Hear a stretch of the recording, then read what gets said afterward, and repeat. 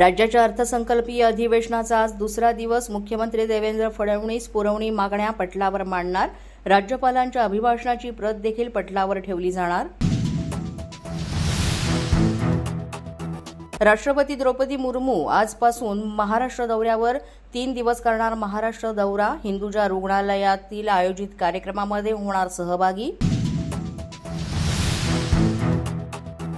भाजप नेते किरीट सोमय्या मालेगाव दौऱ्यावर.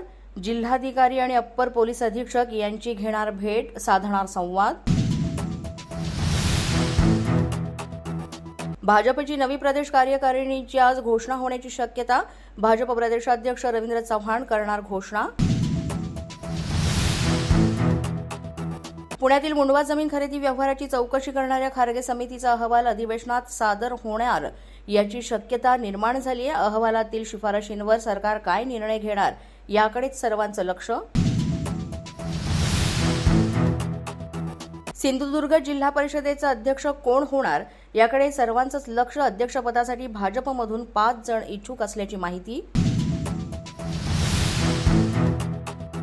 अशी वेळ येईल अशी कल्पनाही केली नव्हती. दादांना महाराष्ट्राची नस माहीत होती. उत्तम प्रशासक म्हणून सगळे गुण दादांमध्ये होते. मुख्यमंत्री फडणवीसांनी व्यक्त केल्या भावना.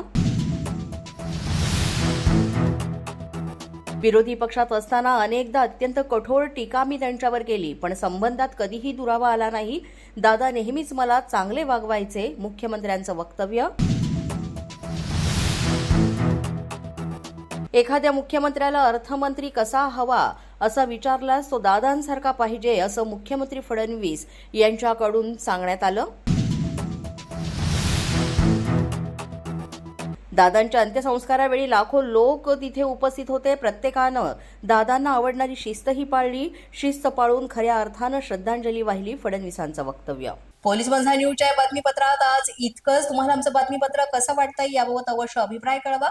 यासाठी पोलीस माझा न्यूजचं युट्यूब चॅनल सबस्क्राईब करा. तसंच आमचं फेसबुक, इंस्टाग्राम आणि ट्विटर अकाउंट फॉलो करा. अधिक माहितीसाठी आमच्या www.policemazhanews.com या वेबसाईटला भेट द्या.